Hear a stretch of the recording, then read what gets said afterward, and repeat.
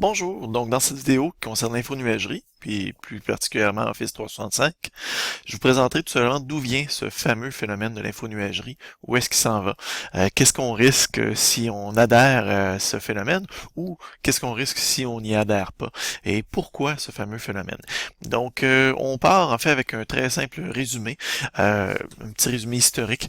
Donc si on regarde finalement d'où vient ce phénomène de déposer du matériel, tout le monde se souvient sans doute de leur première adresse. Peut-être est-ce que c'était une adresse Hotmail ou peut-être est-ce que c'était AltaVista ou Sympatico, etc. Donc, bref, à cette époque-là, on a toutes et tous probablement déjà commis cet acte de s'envoyer de nous-mêmes à nous-mêmes une pièce jointe en courriel. Donc, de cette manière-là, on se gardait une sauvegarde d'un point doc, d'un PDF, d'un fichier Excel, etc. En sauvegarde virtuelle, donc dans notre boîte courriel. Alors, il faut savoir que suite à ce phénomène qui prenait de plus en plus d'ampleur, il y a eu finalement donc, en fait, un début. Un début, à savoir donc avec Google, non pas Google Drive à l'époque, Google a tout simplement commencé avec Google Documents. Donc, a lancé son service Google Docs en 2005.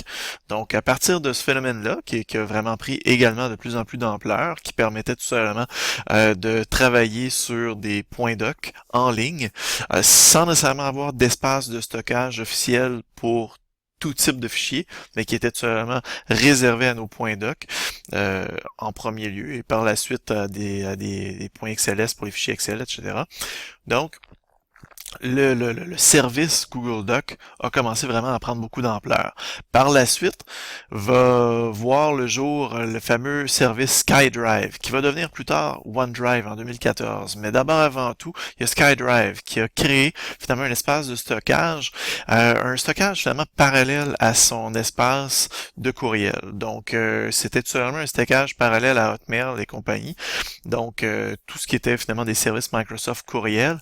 Alors, lorsque vous vouliez envoyer une pièce jointe qui était trop volumineuse, finalement, Hotmail vous offrait tout simplement de stocker cette pièce jointe-là trop volumineuse dans votre espace SkyDrive. Comme je mentionne, on va changer le nom de SkyDrive pour OneDrive quelques années plus tard, en 2014. Par contre, en 2008, on a vu apparaître également le service Dropbox. Le Dropbox, on parle vraiment d'une révolution, à savoir, on parle d'un espace de stockage complètement dédié à l'utilisateur. On y dépose ce qu'on veut, photographies, PDF, etc. Par contre, on ne peut rien modifier en ligne. Donc, il s'agit vraiment, à la base, initialement, d'un espace de stockage statique.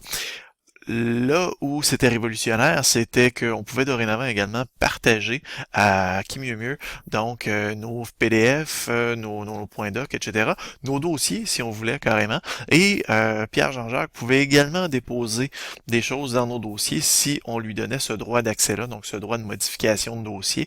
Alors Pierre Jean-Jacques pouvait donc déposer ces nouvelles pièces jointes-là, et donc on pouvait travailler tout de même de manière collaborative.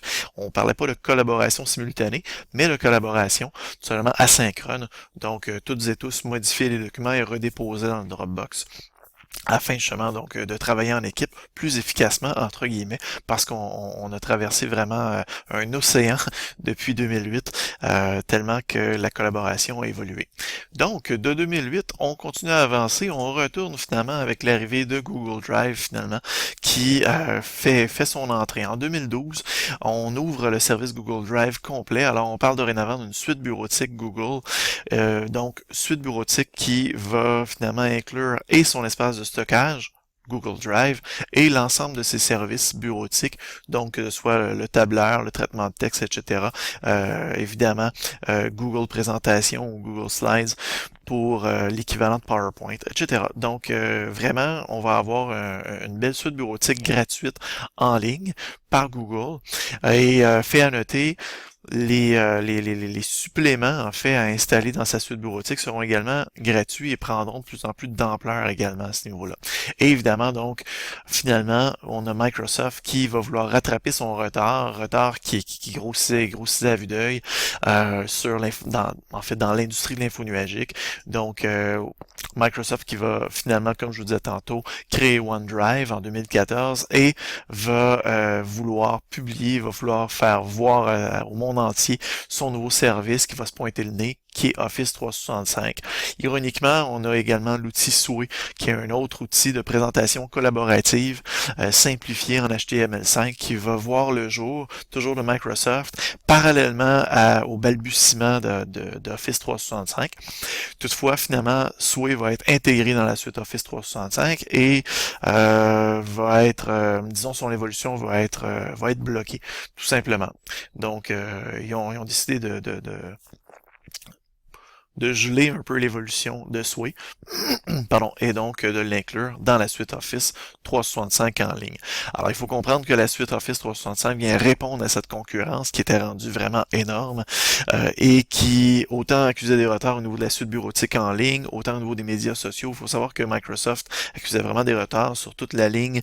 Alors, finalement, avec sa suite bureautique Office 365, Microsoft cherche à finalement accoter la concurrence autant pour Google, pour Dropbox, pour Twitter, pour Facebook, pour Prezi. On voit vraiment toute une espèce d'instauration de services très, très diversifiés en une seule unique suite. Est-elle parfaite, cette suite? Non. Est-elle complète, cette suite? Évidemment non. Donc elle continue à évoluer de jour en jour, de semaine en semaine. On voit parfois des mises à jour, des petites bulles apparaître pour justement nous signifier une mise à jour importante qui a été faite, une modification au service, un ajout de service, etc. Donc voilà, c'est très très évolutif. Alors je termine tout seulement lorsqu'on veut finalement entrer dans son compte son compte Office. On a tout seulement qu'à se diriger sur le site suivant. Évidemment, l'URL est un petit peu long, donc je vous résumerai le tout comme étant portaloffice.com, à savoir portal.office.com, je vous l'appelle, portal.office.com. Et on arrive tout simplement sur cette page d'authentification-ci. On indique, si on est membre du personnel du Cégep de Sherbrooke, on indique tout simplement son adresse courriel complète, donc prénom.nom de famille à commercial cégeپsherbrooke.qc.ca. Et par la suite, on va arriver généralement sur ce petit choix-là. Vous choisissez à tout coup compte professionnel ou scolaire et vous entrez tout simplement votre mot de passe Exchange. Pour certains, certains d'entre vous diront tout simplement qu'il s'agit du mot de passe également de photocopieuse. Donc, mais sachez évidemment que lorsque vous changez votre mot de passe Exchange, ça change automatiquement votre mot de passe Office 365. Alors, suite à ça, on se connecte et on arrive tout simplement dans son portail Office 365.